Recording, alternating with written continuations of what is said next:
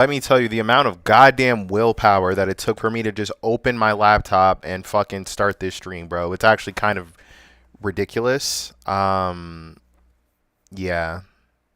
Let me reduce the audio a little bit so when I scream it doesn't really matter that much.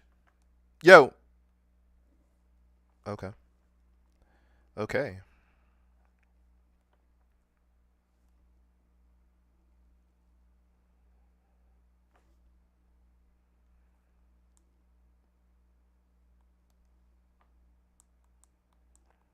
When I scream it doesn't really matter that much. Yo. Okay. Okay. It looks like that shit is working. Let me just make sure on here and then we're all set, right?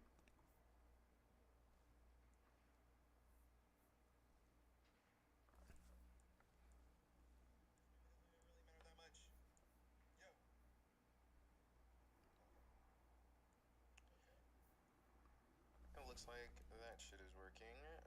Let me just make sure on here and then we're all set, right?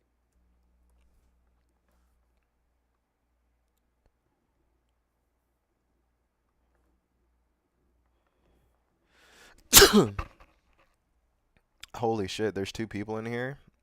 Come on now. Come on now. I'm not even ready yet.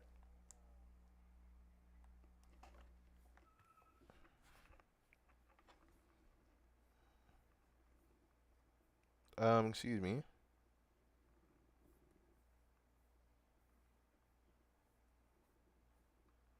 I admire people, and I've done it myself to go on a talk show and go, hey, we got to keep movie theaters alive.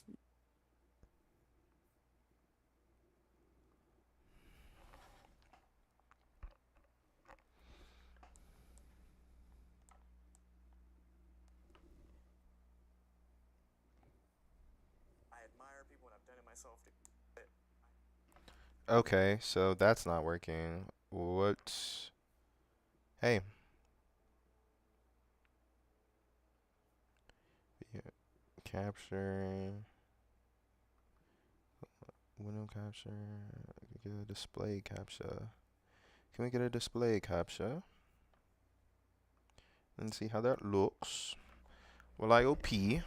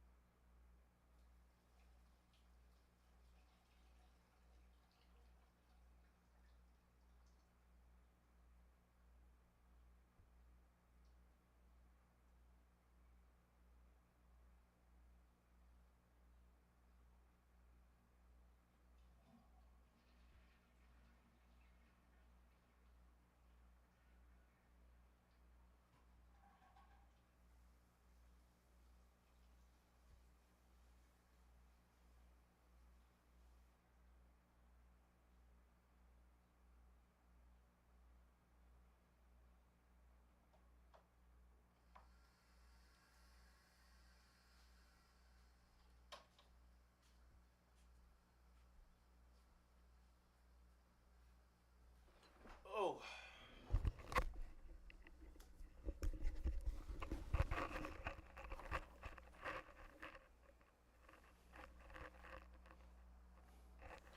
Zooey mama.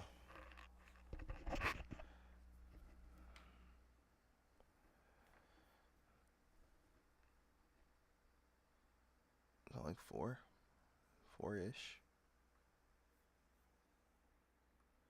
Alright, that's enough to get started. New images near the Strait of Hormuz off Iran, where new attacks are now sending oil prices on another wild ride today. This is. I was born too late to fight in the Middle East, right? I was born a little bit too early to fight in the Middle East.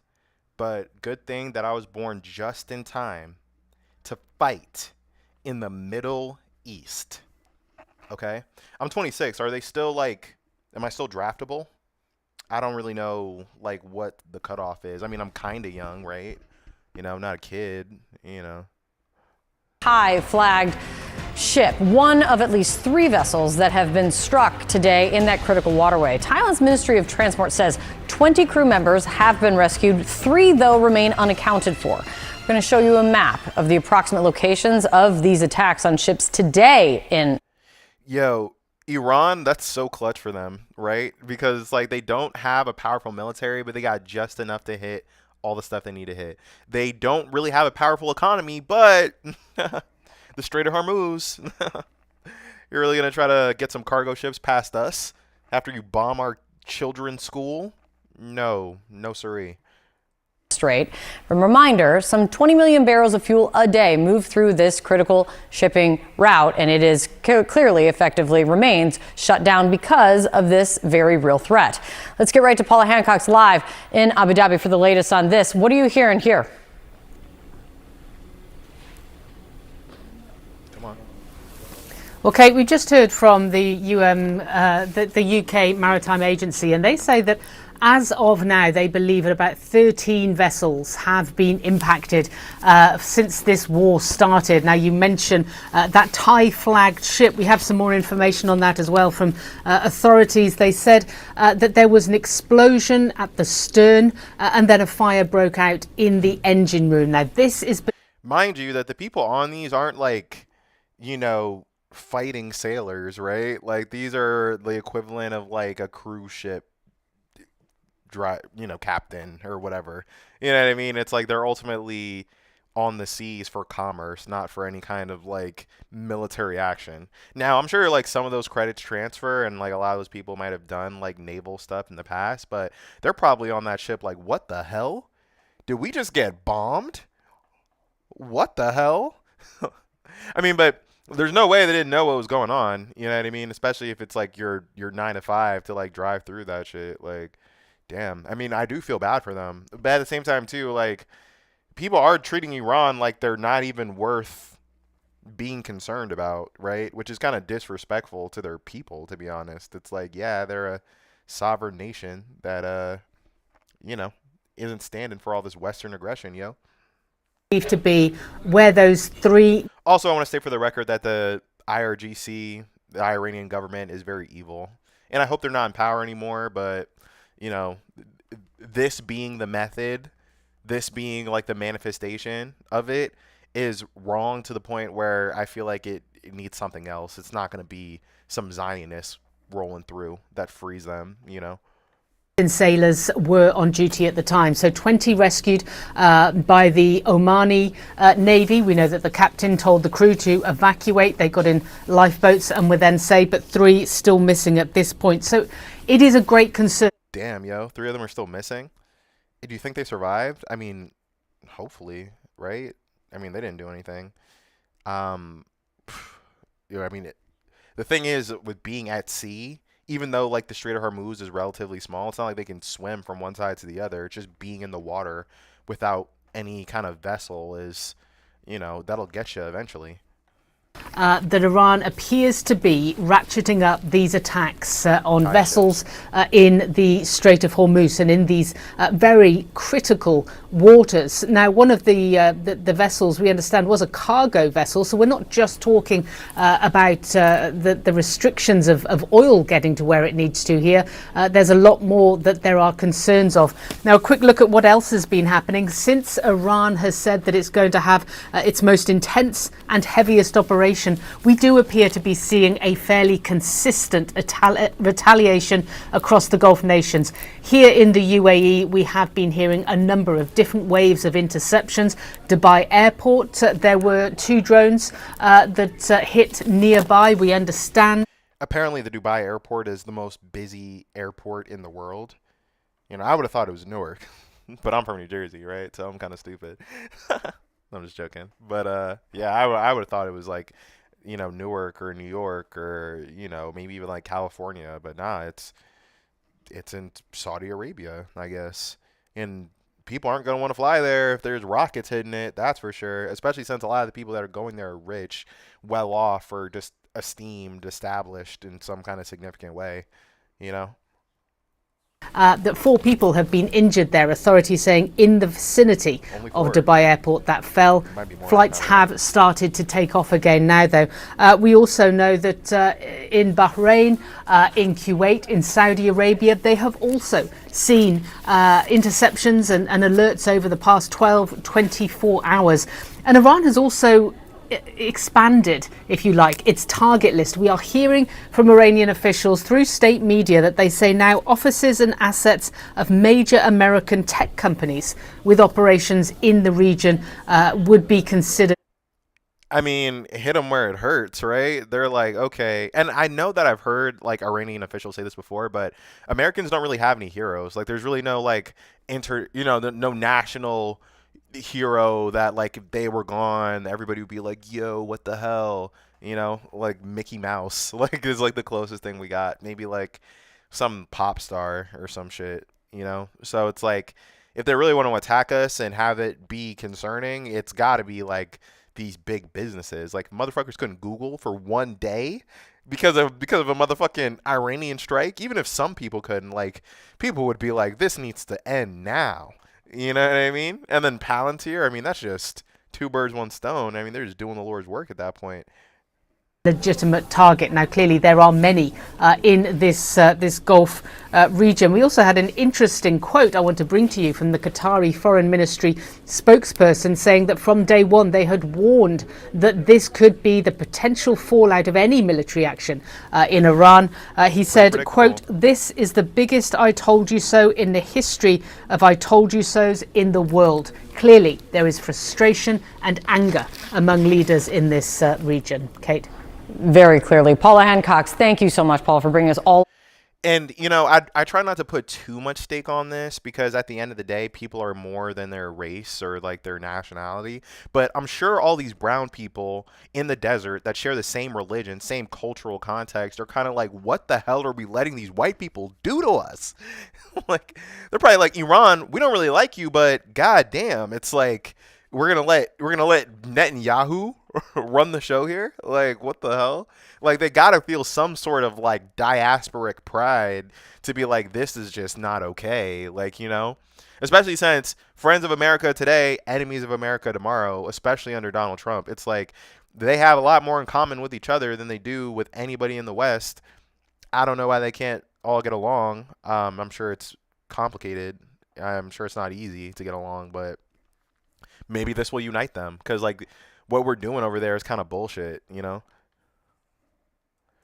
new headlines, I really appreciate it. The geography is extremely well known and understood, and perhaps because of that, the risks currently being faced are so severe. Take, for example, Maersk Shipping, which has got at least 10 ships that it says stranded in the northern part of the Strait of Hormuz, and many more on the outside that it can't get in or out because obviously the waterway is so difficult. In addition, they are refusing to send now ships up through into the Red Sea because of the possibilities of the Houthis and the risks around Yemen. As a result, something like Maersk is saying the current situation is absolutely uncharted and unprecedented. Caesar Milan, how to add years to your dog's life. Sardines. 9. Bone broth. 10. Raw eggs blended with the shell. Some of the hubs on which global trade does rely on are actually being affected, are being closed by the situation right now. It's true from Jebel Ali, it's true for Abu Dhabi, it's true for a few of those hubs, and this is going to create ripple effect, I think, for a while, as we need to see how this is going to sort itself out. In the short How it's going to sort itself out. It's so funny. I mean, this is a CEO, so it makes sense that this would be his language, but there's nothing to sort out. It's like one person is doing this, right? Like, Donald Trump did this unilaterally. I mean, I guess Netanyahu told him to do it, but again, these are just 2 autocrats, like 2 people who have, in theory, democratic bodies that are supposed to inform their decisions, but because both of our constitutions are faulty, I guess, like one man can decide unilaterally to go to war with a whole fucking country. Like, god damn. You know what I mean? And it's like everyone's using this soft boy language like, oh, this will sort itself out, for conflicts to ease. Motherfucker, it's the great Satan.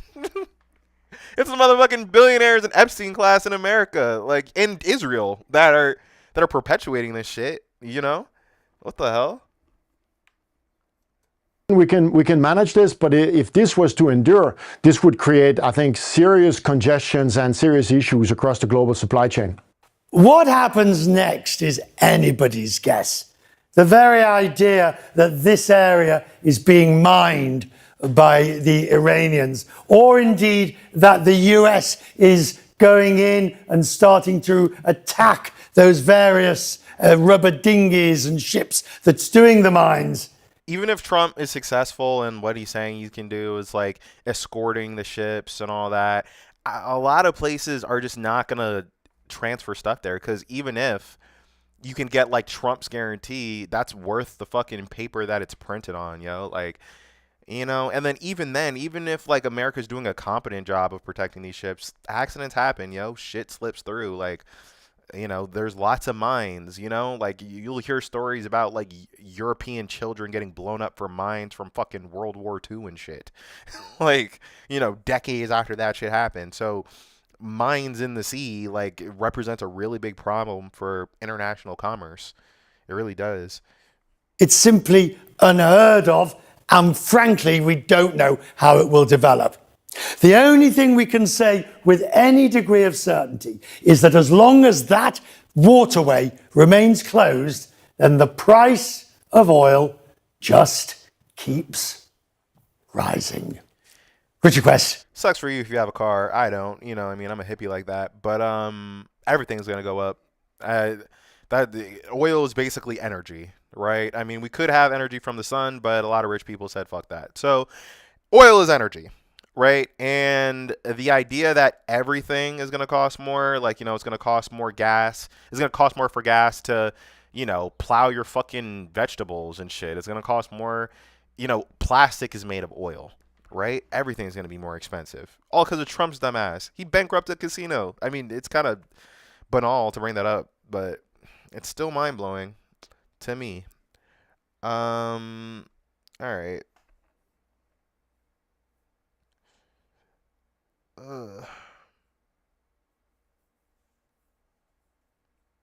Ay, caramba. Imagine never brushing your retainer again. Just water and the touch of a button. Outdated cleaning methods.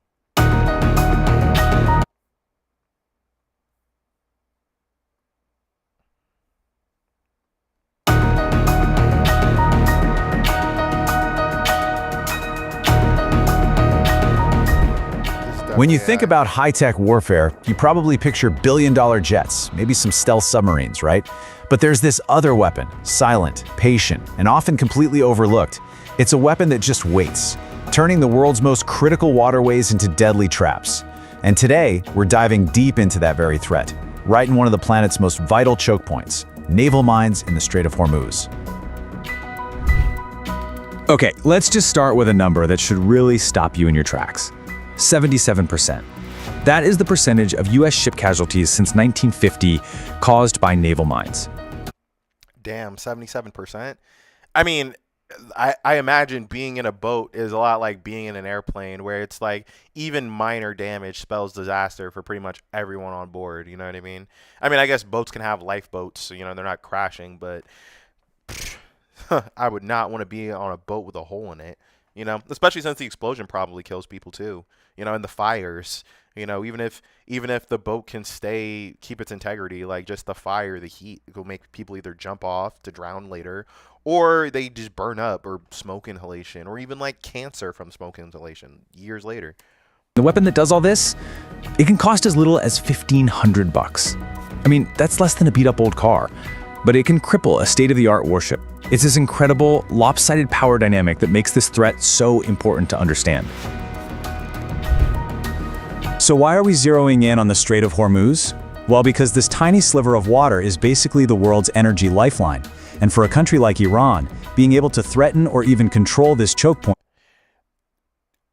All of the information that I've heard so far has seemed accurate. That's why I'm staying on this video. But The visuals are fucking AI slop. The guy narrating it is AI too. It's good thing I'm stealing their content. Jesus. I'm joking. Kind of. Gives them an enormous amount of strategic leverage. And you know what? Naval mines are the perfect tool for that job. Mines kind of have this dual personality. On the one hand, you can use them defensively, like a giant keep out sign for your coastal waters. But offensively, that's where they get really insidious. You can use them to damage enemy ships, sure, but you can also use them to subtly force an enemy fleet down a specific path, right into a trap. For Iran, that flexibility is a huge strategic plus.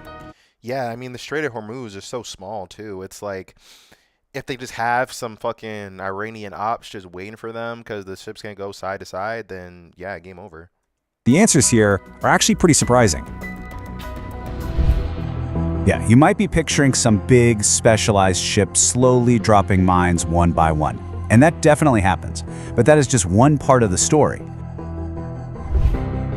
Mines can be fired out of submarine torpedo tubes, they can be dropped from helicopters, and this is a really big deal for a force like Iran's, they can be chucked overboard from small, totally unassuming boats, like fishing boats or speedboats, and that makes spotting them.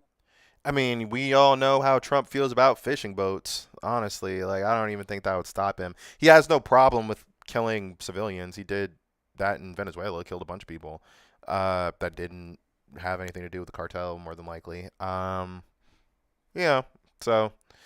that might not be as helpful to them. Before it's too late, incredibly difficult. Okay, so at their core, mines come in two basic flavors. You've got the classic contact mine. That's the one you've seen in all the old war movies, the spiky ball floating around. A ship bumps it, and boom. Simple, but effective. But then you have its much smarter and way deadlier cousin, the influence mine. And this is where the technology really takes a leap. These influence mines, they don't need to be bumped. They wait for a ship's signature. See, any big ship moving through the water creates a magnetic field. It makes noise. It changes the water pressure around it. These smart mines are down there, listening, feeling, and sensing, just waiting for the exact right target profile to pass overhead before they decide to detonate. And they can wait in a few different places. Some are drifters, which just float around freely. It's terrifyingly random, and they're actually banned by international law, but they're still out there. Others are moored, tethered to the seabed so they float below the surface like silent predators. But the most powerful ones, those are the bottom mines. They literally just sit on the seafloor, packed with huge explosive charges, and they are incredibly hard to find. I don't know if this is a dumb question, but, like, aren't fish gonna, like, trigger them? Like, does that happen? I guess, like, if it's a mine, a ship is a lot bigger than a fish. So I guess, like, some slight, back and forth really wouldn't matter that much, especially since they're made of metal and shit. But, like, what if, like, a whale hit it, right? Would the whale blow up? Like, is there any kind of, like, precedent for that kind of thing? Chat, does anyone know? Let me know. So a mine goes off underwater. How does that explosion actually take out a massive steel ship floating way above it? It's not just a big bang, it's a really fascinating and pretty brutal display of physics.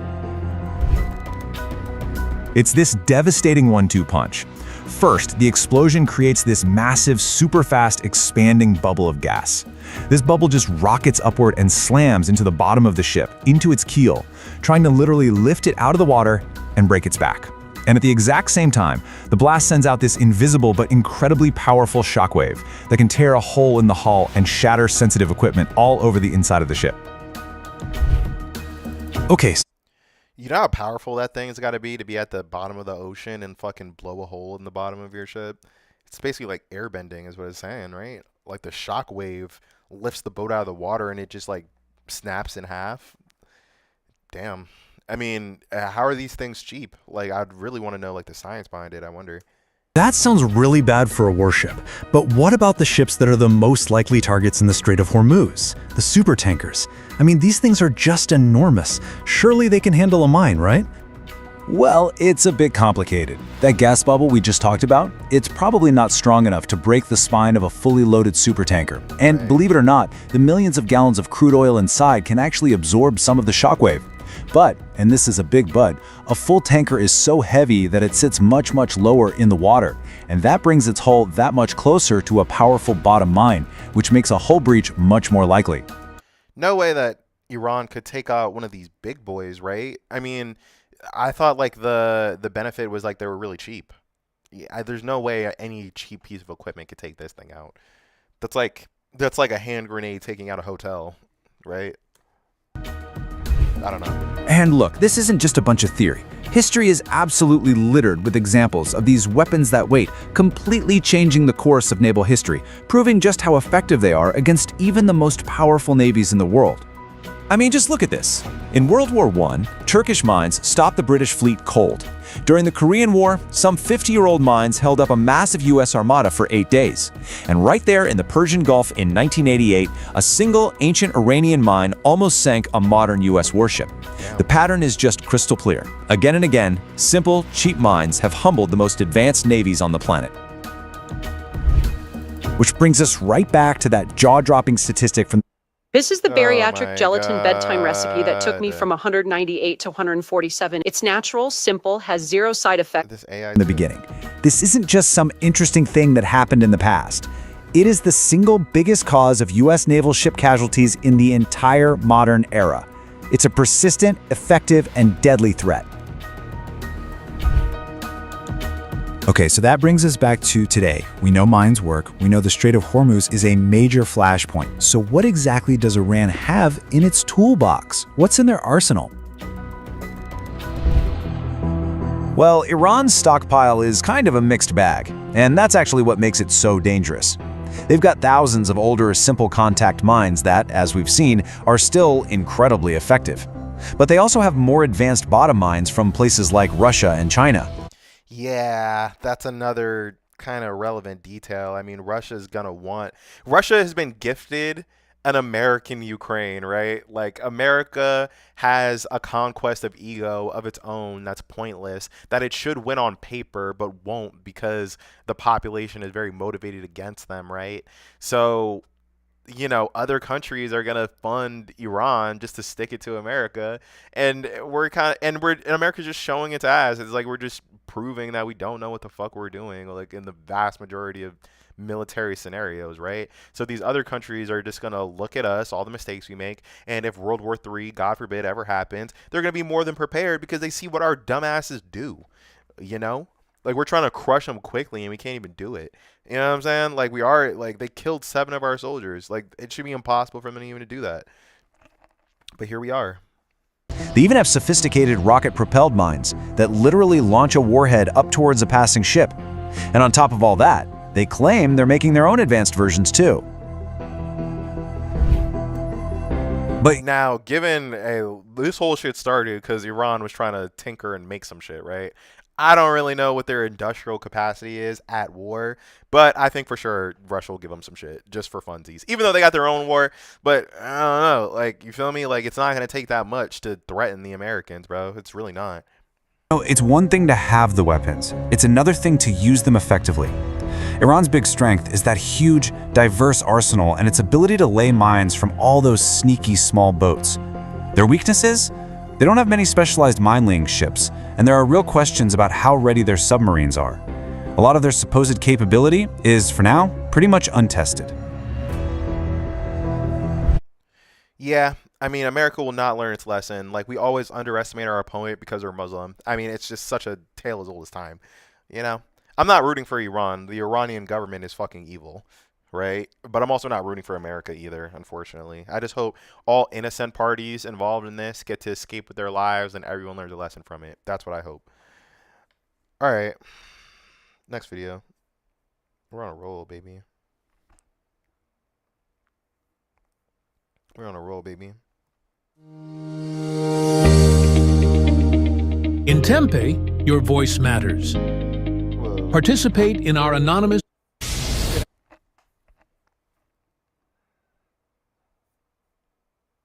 afternoon. I can tell you we just learned that the FBI reportedly warned California police about that unconfirmed intelligence report involving a possible drone strike by Iran off. This isn't really related, but that repent now or spend eternity in hell protester right behind him is so of the times, yeah. That's how you know we're in bad times right now, when there's just a single guy waving a sign with nobody around him. The West Coast. That's according to ABC News. It's reports like that one, which is exactly why we see some barricades outside, fencing here. We know that by Sunday there will be hundreds of police officers deployed here to the Dolby Theater, along with hundreds of federal Homeland Security and FBI personnel. Moments ago, in a virtual news conference, Governor Gavin Newsom said that he was aware of those threats from Iran to attack areas of California with drone strikes. Take a listen. Concerns as it relates to the broader I just want to state for the record that I do not want Gavin Newsom to be the president. I just don't, you know. And the thing is, too, it's like I'm a little bit more charitable to him than a lot of people, because at the very least, like, he came up with a social media strategy that annoys Trump, or at least annoyed him for a little bit. And, you know, he's willing to post memes. I really do think, like, the next election is going to be partially won by memes. He reaches out to people that kids like, you know, younger people. But that's kind of where my... also, too, he did the runoff thing. That was cool, too. But, I mean, he's just so waxy. He's just so establishment. And you know the second that he got into office, he's going to completely forget everything that he fucking told you he was going to do. Yeah, I don't know. I don't even want to know how Gavin Newsom handles a war. Probably in a really milquetoast and booty way.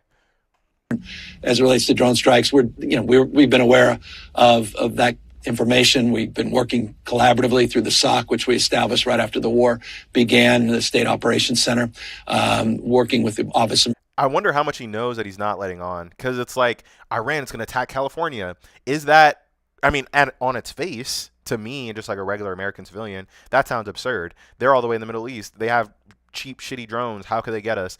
But, I mean, the FBI might know something that we don't know, right? But then again, the FBI also can't be trusted because it's also run by a dumbass, right? So, but that being said, not all FBI agents are incompetent. But that being said, a lot of the competent ones have been fired already, right? Like, as soon as Kash Patel got in the door, his first order of business was firing all the competent people so Trump can commit crimes with impunity, right? So now here we are, where it would really be nice to have a reliable FBI, but I don't really know if we're going to get one, you know? So who even knows if this shit has any credibility? It could be a psyop. What if it's a psyop to make Americans think that the danger is greater than it actually is? Like, what if they're making that shit up? We don't know. Service, but also working locally to make sure we transmit any information that we have received, and we're aware of that, which has been reported, I think, by ABC7. We're aware of that information, and we transfer that information in real time to our local partners. Drone issues have been always top of mind, and we've assembled some work groups specifically around those concerns. But that's all I'll share at the moment. I have nothing more insightful beyond just what's been reported. What if they were like, yeah, bro, like the rocket was coming your way and we got it? What if they're like they're sleeper agents in Los Angeles? Like, you know, who knows what they told him? I bet they wouldn't tell him anything, just because Trump is so antagonistic to Newsom, you know? And also Newsom would take any opportunity to make the president look bad to kind of boost his chances of a 2028 run. Shit, I don't know. How we're transmitting what we know to our local partners, which is critical. So there you have it. But important to note, authorities emphasize there is no confirmed specific threat tied to the Oscars right now, but they say heightened vigilance is necessary. Wait, what? The fact that it's even being brought up, like the Oscars, like, ay caramba, like, imagine some shit happened at the Oscars. Oh my god, it would be such an attack on America. Not the celebrities, fuck. Not the millionaires, fuck. I mean, I'm sure, you know, I'm saying that like I wouldn't care, but number one, that would disturb me, obviously. Any loss of life would disturb me. But number two, there's got to be at least one or two, like, not Michael B. They attack Michael, what?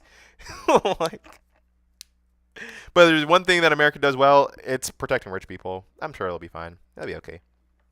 The global tensions created by the conflict with Iran. Authorities say an encoded shortwave radio message believed to have originated in Iran was detected shortly after the reported killing of the country's supreme leader on February 28th. Investigators say the number sequence resembled signals historically used to communicate with covert operatives and may have been intended for sleeper cells, though officials. Yeah, this sleeper cell shit is highly likely, bro. Like I keep bringing up 9/11, that is a sleeper cell attack, okay? There are people that were in the United States by legal, if not close to legal methods, right? That were radicalized through just communications overseas, be it on the phone or on the internet probably, and they had very deliberate instructions to commit terror with just the tools that they had in the United States. You know, it happened. You feel me? It's not unlikely. If anything, it's more likely to happen now because people can communicate through like Discord or some shit. Like, you feel me? Like, you know, people have never been more atomized. People have never wanted more clout than ever before. Like, of course, there are going to be some crash out Muslims that are like, fuck it. I mean, I guess you don't have to be Muslim to be an operative for Iran, but you get what I'm saying. There is no confirmed threat tied to it right now. ABC News, as we just said, reporting the FBI recently warned California law enforcement about intelligence suggesting Iran may have considered launching drone attacks from a vessel off the U.S. West Coast if American strikes occurred. Officials say the report included no details on timing, targets, or perpetrators and remains. When America starts really sending like missiles from the continental United States, that's when we're truly going to be in trouble. Just because at that point, those are fair targets, right? And I know Americans don't like hearing that. We only like doing it to other people. But guess what? Like, any place that you're shooting rockets from is fair game, right? So if there's a suburban family right next to it and they get crushed by a bomb, that would just make one for the 1,000 that we did over there to them, right? And that's why it's like leftists are kind of making fools of themselves online right now because they really sound like they're cheerleading this shit. But it's kind of hard to get across the fact that American civilians getting hurt would be fair, quote unquote, in a cosmic sense or even in like a war sense, you know? And I hope that never fucking happens, right? Ever. Not in my lifetime, at least. But this is the path that Trump is walking us down. Unconfirmed. Meanwhile, large gatherings like the Oscars remain a focus. Security experts also believe. I mean, I almost feel like they're putting it out in the air. Like, are the Iranians really going to give a fuck about the Oscars? I mean, maybe. Shit, bro. I don't know. Likely targets include transportation hubs like airports, Jewish facilities, and big sporting and entertainment events. That's the other thing, too. I mean, the anti-Semitism awareness has really reached an absurd point where it's like people are using anti-Semitism or, you know, fear of anti-Semitism as a shield to do a bunch of fascist shit, right? Would the Iranians attack, like, synagogues in America? I mean, maybe. I don't know. I feel like there's better things to hit, you know? The Iranians are corrupt. And also the Iranian government, right? The Iranian people are fine. But, yeah, the Iranian government is corrupt. They are religious fanatics, right? But that doesn't mean they're stupid, right? Like, we're just under the assumption that every Middle Eastern country is just some backward. They don't know what's going on.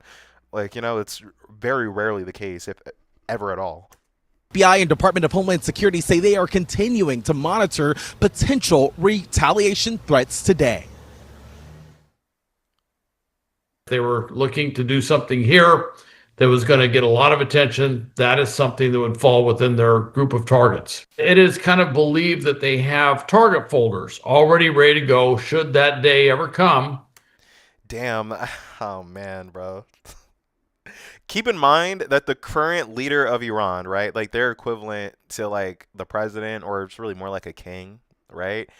The Ayatollah Khamenei, his mom, his dad, his sister, his wife, and his kid all got bombed by America, right? I don't really know if his family, I don't know if his fucking child was a fair target, right? So why not fucking, you know, why not Timothee Chalamet? Like, why not? Like, you feel me? Like, from their perspective, it's like, why not? Like, you know, these are million. We killed a school full of children on the first day, in the first couple of hours of this goddamn war. When they get operationalized, the fear is that this day has come. Security around the Dolby Theater will be extensive. Officials say bomb squads will scan every arriving vehicle using detection equipment and explosive sniffing dogs, while SWAT teams monitor for potential drone threats capable of carrying explosive devices. Undercover officers and specialized counterterrorism units from LAPD and the FBI, Homeland Security as well, they will all be stationed throughout this area. Back out here live at this hour, we can tell you that officials say sharpshooters will also be positioned on nearby rooftops, and officers will maintain 24-hour patrols in this immediate area surrounding the Dolby Theater. That is the latest for now here live in Hollywood. We'll send it back to you at the studio. This is exactly how a bra. All right. Would. All right. Okay. All right, guys.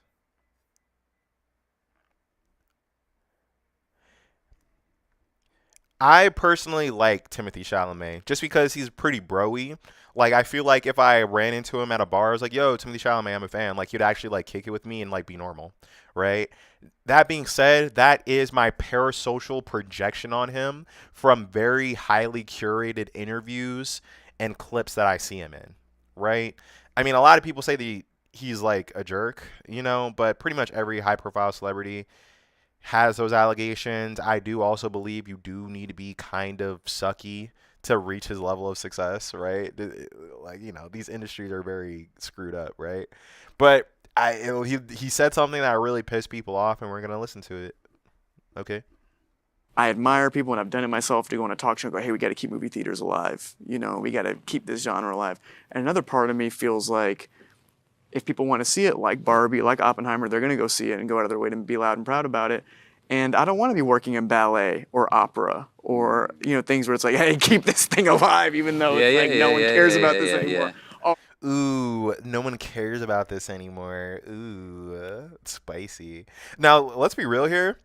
Nobody cares about the ballet, all right? You know, that's not really fair because there are lots of people that care deeply about ballet and the opera and stuff like that. But, you know, people aren't busting their doors down, right? Like a sold-out event in an opera house, I have to assume is kind of rare, you know? And it's him basically saying, like, I want mainstream success. I want lots of people to know me. I want to be big. I want to be famous, you know, which is also, like, a very young thing. Very Marty Supreme-like, honestly. But, you know, times like this, you kind of have to zoom out and remember that you're a multimillionaire who's, you know, dating Kylie Jenner and ascended to success and stardom while you were still a kid, pretty much, right? So it's like he doesn't even have a taste of the goddamn real world. He never even put the real world on his tongue. You feel me? You dig me? Respect to the ballet and opera people out there. I just lost 14 cents in viewership, but damn, I just took shots for no reason. I mean, you know, it's really not that malicious. Like, his charm kind of comes through. Like, he's just being goofy and silly. But dick move, bro. Like, stop punching down. It's like, you know how many people probably ballet and opera people look up to Timothee Chalamet as like this, you know, great performer and stuff just for him to like shit on them, you know? Plus, like, his mom and his sister are actually in the ballet. So maybe that's why he feels like comfortable kind of just like shitting on it, because he feels like he's in the family for that. I don't know. That's not a shot. I hear what you're saying. Yeah. That's not a shot. Come on. All right. Come on, Matthew McConaughey. There was a shot. You feel me? So, sorry. All right, I admire dragging it. He was dragging it with that.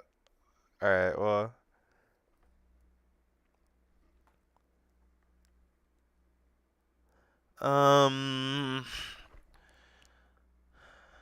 Let's see if there's a video on the backlash of this whole thing.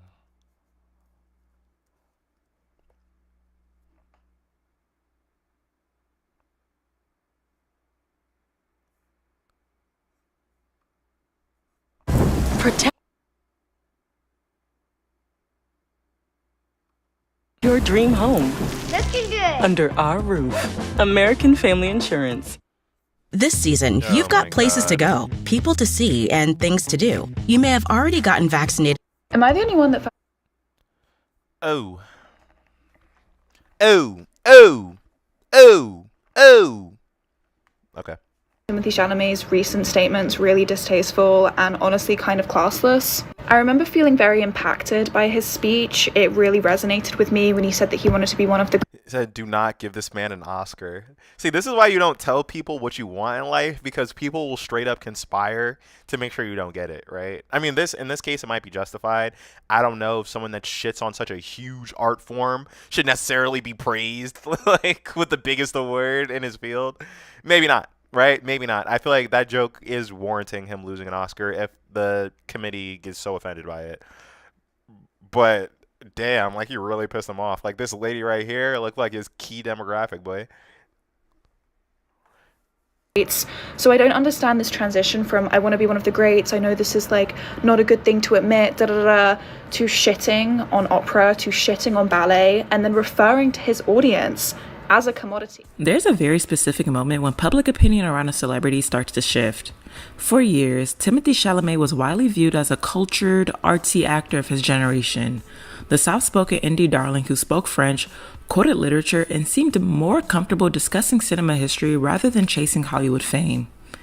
But over the last year or so, what I think people forget is that, like, they change before our eyes, right? Like, to my understanding, Timothee Chalamet isn't necessarily a Nepo baby, or at least not to the degree of, like, Miley Cyrus or something. Like, his family was in the arts. That probably helped him get on the right path to build his career quickly. But I don't think he was, like, flying on private jets when he was a kid or anything. So when he's coming across as, like, a soft-spoken pretty boy, like, it was relatable because it was. You know, and that's why we love celebrities when they first pop off, because it's like, damn, yo, that could be me. But then 10 years later, it's like, who the hell are you? You know what I mean? Like, why do you think you're better than us? Oh, right, because we've been telling you that for a decade. Fuck. Our bad shit. carefully constructed image has started to crack. Between a series of polarizing interviews, increasingly aggressive publicity tactics, and now his controversial comments around the opera and ballet, many people feel like they're seeing a very different version of Timothee Chalamet. And for some audiences, it's that Kylie Jenner pussy, yo. It happened to Travis Scott too. It makes you an asshole. I don't know. Or maybe. I don't know. the feeling has shifted from toleration to frustration. And the question is, has Timothee been trying so hard to prove he isn't some fragile, artsy intellectual that he's ended up alienating the very cultural world that helped build his career? So before we even get to the opera and ballet controversy that recently set the internet on fire, it's important to understand that this backlash didn't come out of nowhere. It's really been building over the past couple of years, particularly during the recent awards season cycle when Timothee was receiving major recognition for portraying Bob Dylan in A Complete Unknown. When he won the Screen Actors Guild Award for Best Male Actor in a Leading Role, he delivered a speech about his pursuit of greatness and his desire. Well, this isn't really related. Call Me By Your Name, overrated. And also, too, I'm not saying that because it's a gay movie, right? The gay sex scenes did make me a little uncomfortable, but it was more the age gap that really bothered me, you know? I mean, they did get pretty explicit. Didn't love it, but I've tolerated that kind of stuff in other movies. I just think that movie's overrated. I never got what the plot was trying to get at, you know? Maybe I'll rewatch it one day, but I don't know why that popped him off. That shit sucked. To be one of the best actors of his generation. It's an honor I share with Monica, Elle, Edward, the entire cast who, in a genre, doing a biopic that could be perhaps tired. Everyone gave it their all.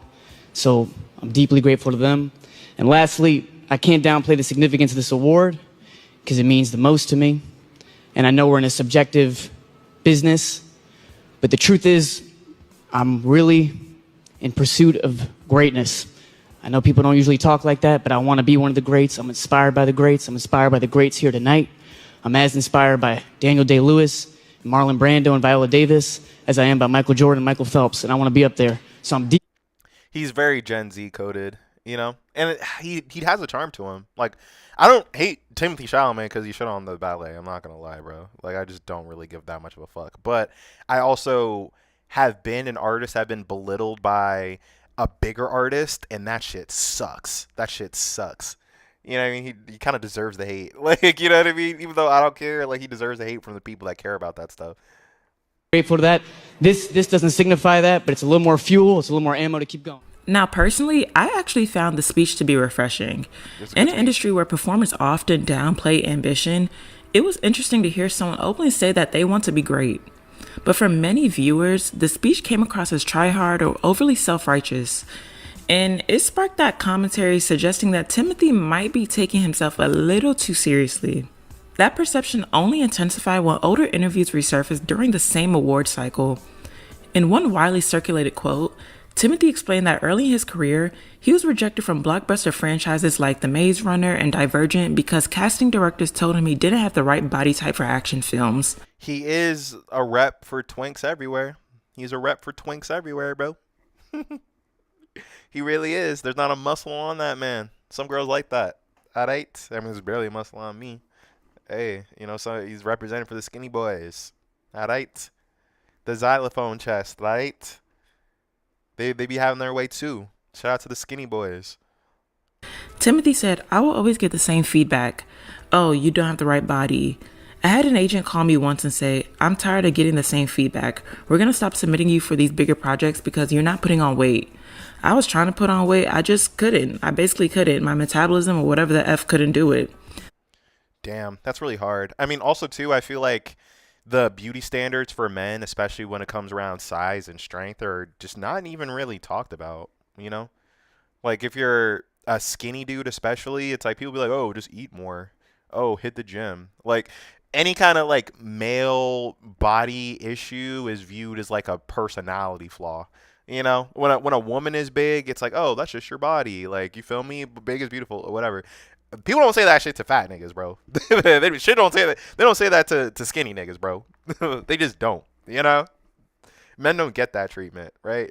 You feel me? A girl will laugh in your face for being short at a club. Like, it's really out of control. Knocking on one door that wouldn't open. So I went to what I thought was a more humble door, but actually ended up being explosive for me. On the surface, this origin story can be chalked up to just a young actor describing the realities of Hollywood casting, but some people, like myself, interpreted that comment differently. It sounded less like someone who intentionally chose the indie film path out of artistic passion, and more like someone who pursued smaller films because the blockbuster industry initially closed its doors to him. Ooh, and yeah, that's what nobody likes in any artistic scene. Oh, I couldn't make it over here, so let me go over here to this simpler shit that, like, you know, anybody could do. Like, it's not good. And look, and part of me gets it because, like, I think that's part of what artists should do. Like, you have your initial target and then you kind of realign with something that might be a little bit more inclusive and a little bit more suited to your personal skills, right? Like, I've done that with music, like going from rap to EDM. But the problem is when you do that, you gotta respect where you're going. You feel me? You gotta. And I'm sure he does. Like, I'm sure he respects indie film, Timothee Chalamet. Like, I'm sure he does. But, you know, your words matter. Like, he's very influential. That interpretation started to shift the narrative around Timothee's career, from the idea of a pure indie artist to someone who may have simply taken a different route toward the same mainstream success he always wanted. Then came a series of smaller but viral moments that kept adding. Before I forget, this is Why Everyone Hates Timothee Chalamet, and it's by Ashley Cairo, only 7,000 subscribers. All right, so if you're watching this, go subscribe to her. To the entitlement conversation. Actress Sarah Paulson jokingly told a story on a podcast about Timothee taking one of her cookies at an event, which might sound completely trivial, but the internet has a way of turning minor innocent tidbits into personality judgments. Yeah, he came up to me at Sunset Tower. I was eating, and he's like, "I wanted to say hi. You know, we went to high school together." And then he just started eating the cookies on my plate. And I was like, "Is the reaction?" Which, yeah. And I've told the story many times. Ahead, take it. He seriously seems like he's Marty Supreme in, like, real life. Like, he's really just, like, a twerpy, like, charismatic, like, hey. I mean, that's just, like, fucking girls out of his league. Like, he's like, hey, I don't know. You know? I don't know. Like, I just still kind of like him. Like, I just do. You feel me? It's like celebrities have that effect on us, right? Reaction is this. I have to, because you don't know. I mean, maybe you do. So Were you there? I was having dinner with her, and he just reached out and he, like, took a bite, and you do not mess. You just you don't mess with Sarah, and B, you don't mess with her dessert. No, not my dessert. And so I was like, how is this going to play out? And she goes, "You're just going to eat the cookie? Yeah. Oh, you're just going to eat the cookie."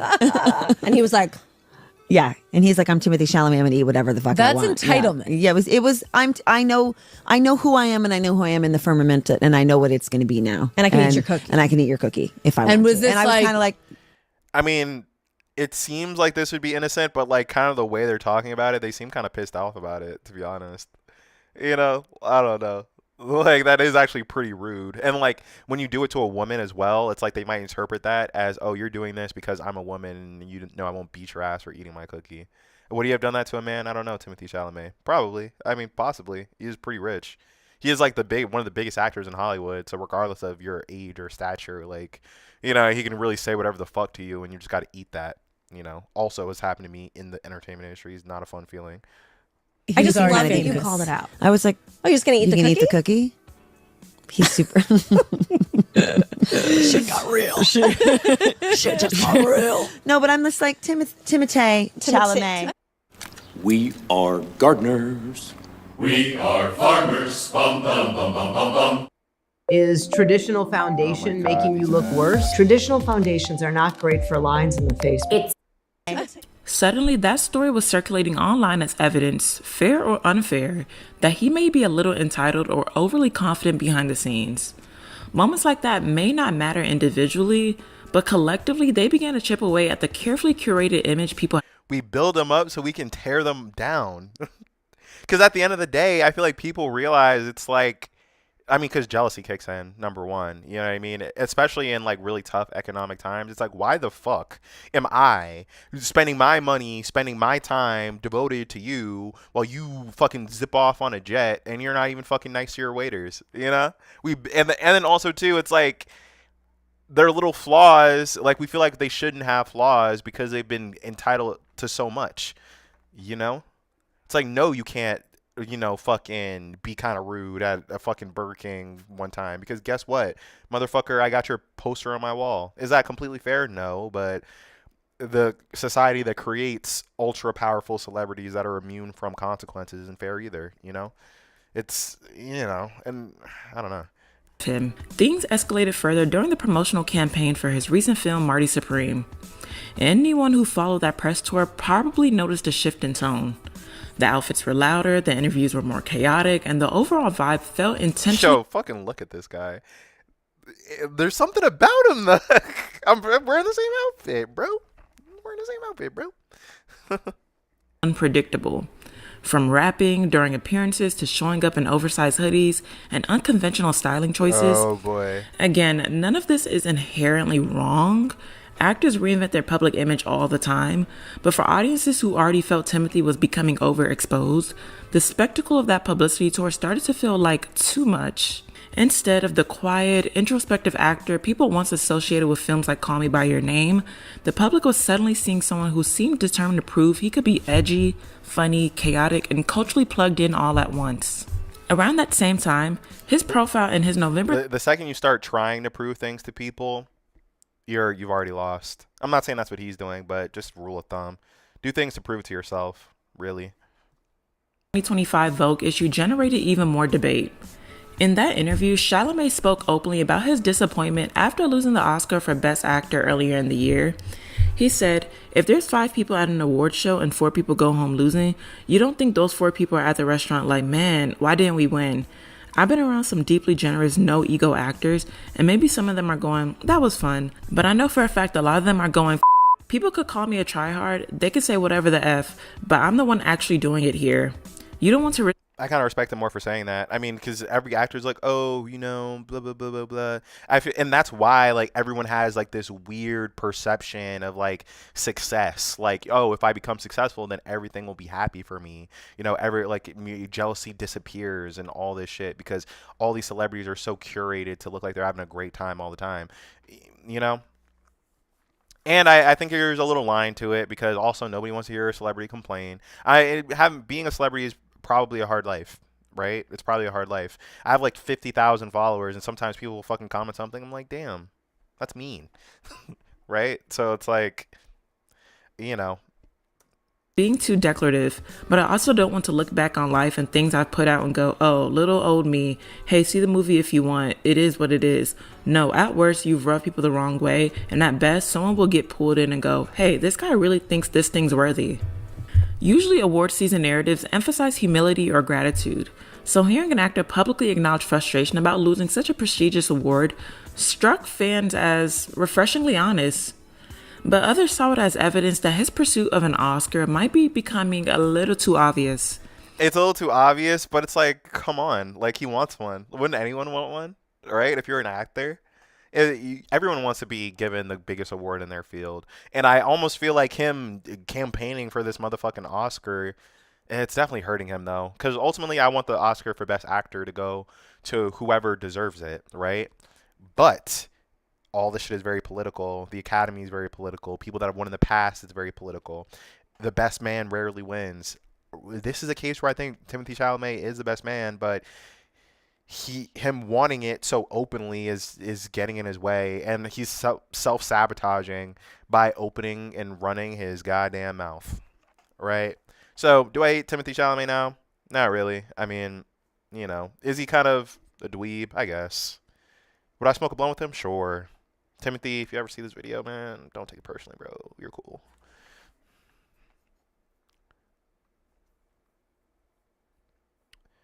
And that is the stream.